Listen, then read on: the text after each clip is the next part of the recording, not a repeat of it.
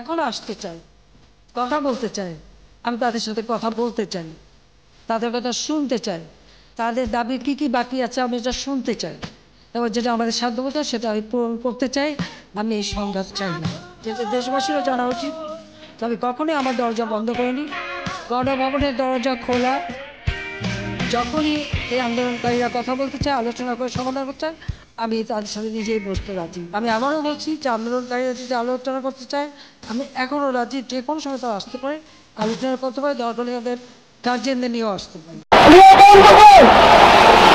আজকে আমরা জানি জনগণের দাবি কি